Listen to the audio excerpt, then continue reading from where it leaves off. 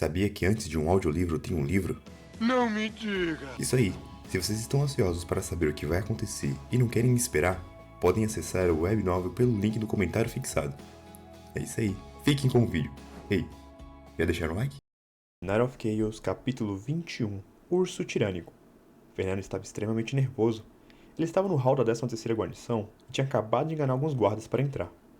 Nem ele próprio sabia se seu blip era real ou falso. O homem chamado Raul, que ele conheceu assim que chegou em Avalon, simplesmente disse para procurá-lo nesta guarnição, mas não falou nada sobre sua identidade ou status. Se o Raul for apenas um soldado raso como aqueles guardas, eu vou estar muito ferrado. Talvez eu até acabe provocando esse tal de urso tirânico. Fernando já havia dito à recepcionista do hall que queria se encontrar com o urso tirânico. Inicialmente, a recepcionista não deu muita atenção, mas quando o jovem mencionou o apelido da pessoa que estava procurando, ela se assustou e em pânico mandou alguém notificar o sujeito. Enquanto aguardava, para não deixar o nervosismo dominá-lo, Fernando começou a analisar o saque que obteve dos guardas.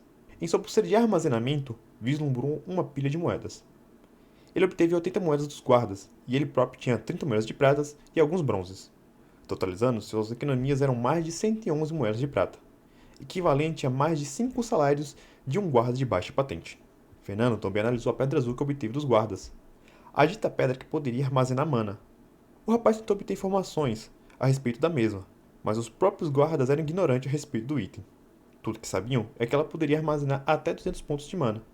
Levando em conta que ele próprio tinha apenas 70, ela seria de grande utilidade para ele, podendo quase quadruplicar a mana que ele poderia utilizar em uma luta.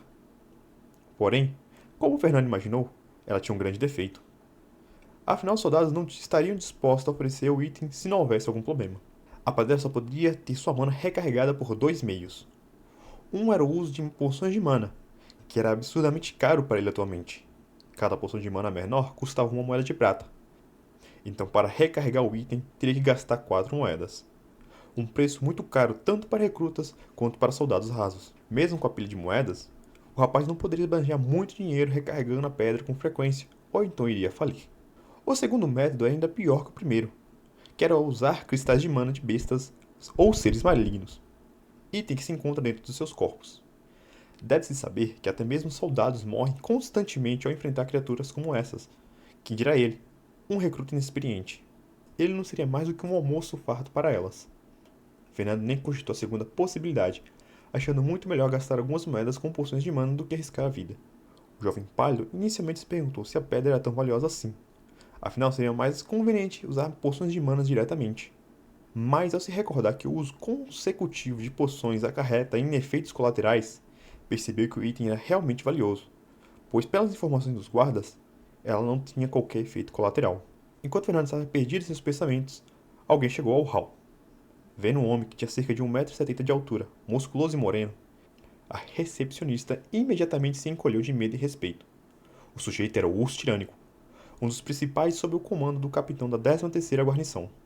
Assim que o homem avistou o jovem pálido que estava confortavelmente sentado no sofá de forma distraída, um sorriso se formou no canto de seus lábios. Ei, moleque! Então você realmente veio? Você tem culhões, hein? Ouvindo a voz grave e familiar, Fernando avistou a fonte. Era realmente Raul. Tirando Emily, ele foi a primeira pessoa que conheceu neste mundo. Raul, é realmente você, disse surpreso e aliviado. Mas é claro, quem você estava esperando? Você me disse para procurá-lo caso eu precisasse de algo, mas você me enganou. Você disse que era apenas um soldado de baixa patente e também não me falou como era tão complicado chegar aqui, queixando-se com raiva, sem se importar com a recepcionista que olhava com pavor. Afinal, o jovem à sua frente estava falando dessa forma com um urso tirânico. Deve-se saber que em Vento Amarelo, alguém do status dele não deve ser provocado. Mesmo as pessoas do salão de recepção evitam, se possível, ofender o alto escalão da 13ª guarnição. Se quer minha ajuda com algo, é claro que eu deveria fazê-lo passar por algumas dificuldades. Você realmente me surpreendeu ao chegar até aqui. Não faço ideia de como conseguiu convencer os guardas a deixá-lo entrar. Interessante. Vejo que você também mudou bastante desde a última vez. Até consegue falar desse jeito comigo sem gaguejar? Falou enquanto sorria. Fernando estava irritado. Parece que o sujeito fez tudo isso de propósito. Se ele não tivesse tido sorte de um dos guardas mencionar o título de Raul, ele jamais teria conseguido se esgueirar para dentro da fortaleza da 13ª guarnição, e ele até teria recebido uma surra no portão. Apesar de irritado, Fernando se conteve. Ele veio aqui para pedir ajuda, não para esbravejar com o homem. Bem, que seja. Enfim, eu vim aqui para lhe pedir algo. disse calmamente. Se for dinheiro apenas esqueça. Sinceramente, eu aprecio um pouco você, mas não ao ponto de lhe oferecer dinheiro. Além disso, um recruta deve contar consigo mesmo para suas necessidades. É assim que se aprende a se virar neste mundo. Raul falou com algum desdém. E quem disse que eu iria pedir dinheiro? Fernando respondeu de forma calma. Então, o que exatamente você quer para vir até mim? Raul questionou com alguma curiosidade. Inicialmente, Fernando planejava pedir para lhe mostrar um pouco dos campos de caça ao redor de Vento Amarelo, mas vendo a posição dele na 13ª guarnição, isso parecia ser improvável de acontecer. Além do mais, era simplesmente um desperdício pedir algo tão simples a alguém como ele. Então o jovem teve uma ideia melhor. Eu quero que você me ensine magia, declarou resolutamente. Um silêncio absoluto tomou conta do ambiente. Tanto Raul quanto a recepcionista ficaram chocados com as palavras do Fernando. Depois de alguns segundos, finalmente o homem moreno falou. Moleque, olhe bem para mim. Você acha que eu tenho cara de mago? Indagou enquanto estufava seus músculos como se fosse um fisiculturista. Eu sou a porcaria de um guerreiro. Se eu fosse um mago, juntamente com a minha força física, por que diabo eu estaria num fim de mundo como o Vento Amarelo? Raul falou como se fosse a coisa mais óbvia no mundo. A resposta de Raul surpreendeu Fernando. Ele pensou que alguém importante como ele certamente saberia muito a respeito de magia.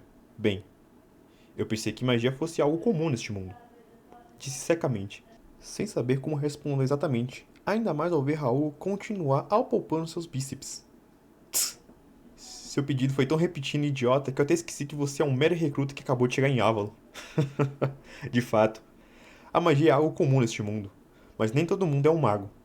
Eu, por exemplo, só sei usar algumas magias simples, mas a maioria são simplórias magias de apoio e reforço físico. Meu foco em batalha é no combate próximo. Você pode não saber, mas meu apelido é Urso Tirânico, justamente por causa da minha força, e também pelo fato de eu ser conhecido como um destruidor de magos. Eu avanço nas fileiras inimigas e esmago seus magos antes que possam fazer qualquer coisa. É bem irônico alguém pedir a um assassino de magos para lhe ensinar magia. Raul riu euforicamente antes de explicar. Com a resposta, o rapaz ficou um pouco assustado. Não porque Raul não usava magias poderosas, mas pela forma que ele falou em esmagar os magos inimigos. Isso lembrou sobre como Calfas mencionou que esse mundo tinha muitas guerras e conflitos. Fernando não pensou muito a respeito, mas pela forma que foi dita pelo Raul, guerras pareciam ser algo mais comum do que pensou. Ele falou sobre matar pessoas como se estivesse comentando num bar sobre fazer gols em um jogo de futebol. Isso o deixou apreensivo, mas ao mesmo tempo mais determinado em conseguir algum tipo de ajuda para se fortalecer, pois neste mundo apenas a força poderia garantir sua sobrevivência. Ele não poderia se dar o luxo de morrer no mundo e arrastar seu outro eu na Terra com ele. Sua família depende dele para melhorar de sua vida. Depois de ponderar sobre o que o urso disse, finalmente Fernando falou. Então me ensine o que você sabe. Mesmo magias básicas de reforço são úteis para mim. Com um pedido insistente do rapaz, Raul olhou como se fosse um idiota. Moleque, eu te dei minha palavra que lhe ajudaria se você viesse até mim. Mas magia está simplesmente fora da minha alça. Mesmo as magias de reforço que eu utilizo são por meio de acessórios que convertem mana diretamente em magia, sem depender muito das capacidades do indivíduo. Então não há nada que eu lhe possa ensinar de útil.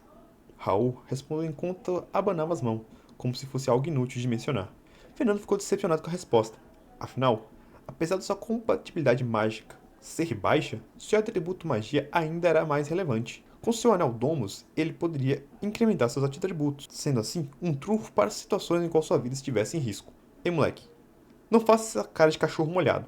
Que tal isso? Eu posso te ensinar uma habilidade. Não é tão bom quanto magia, mas se você conseguir aprendê-la, vai ser muito útil para você. Raul disse de forma desdenhosa. Uma habilidade?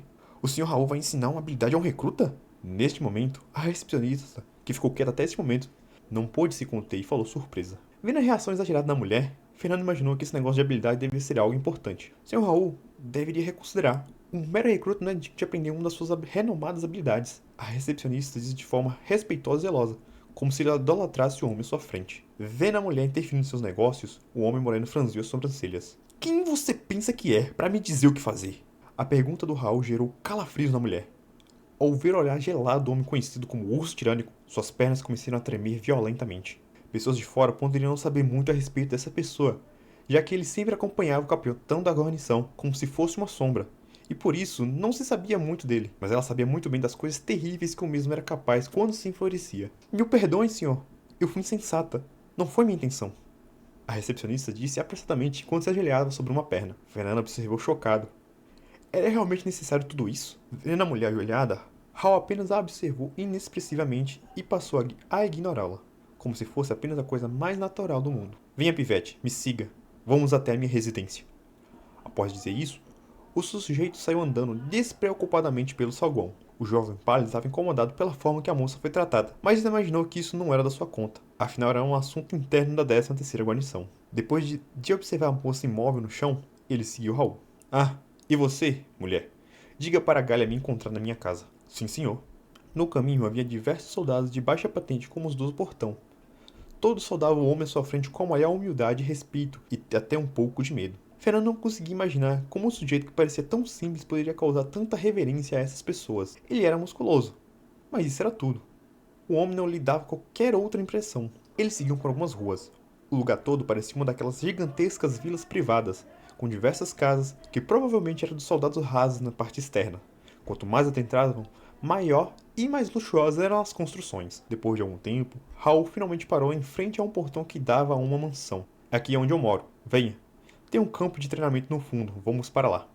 Fernanda sentiu e seguiu atrás. A mansão era realmente grande. Parecia ser no estilo daqueles que se vê em filmes antigos, mas eles não pararam para entrar, e se seguiram para a lateral até a parte de trás. Lá havia um grande espaço aberto, e ao lado tinha várias ferramentas que aparentemente serviam para se treinar. Fernando ficou impressionado ao ver vários halteres com pesos mais grossos que seus braços. Parecia absurdo. Alguém era capaz de levantar algo como aquilo? Bem, garoto, é aqui que eu vou te ensinar uma das minhas habilidades. Preste atenção, pois eu só vou ensiná-lo uma vez. Se você não puder aprender, então só pode culpar seu talento por ser medíocre. Vamos começar de uma vez. Sou um homem ocupado. Não sei quanto o capitão pode me convocar normalmente, então vamos logo com isso. Assim que Raul estava prestes a iniciar sua explicação sobre como usar a habilidade, Fernando o interrompeu. Um minuto, senhor. Antes de me ensinar, você poderia pelo menos me dizer o que exatamente é uma habilidade? Fica difícil aprender algo no qual eu nem sei o que é. É verdade. Eu acho que nem expliquei isso. Erro meu, foi mal. Fernando olhou para Raul como se estivesse olhando para um idiota. Esse cara é realmente a pessoa que todos aqueles soldados respeitam? Ele parece ser apenas um monte de músculo sem cérebro. E aí, pessoal? Chegamos ao fim de mais um capítulo. Muito obrigado por chegarem até aqui. Não se esqueçam de deixar o like e se inscrever no canal, hein? E até mais. Muito obrigado, que Deus nos abençoe e até a próxima. Valeu!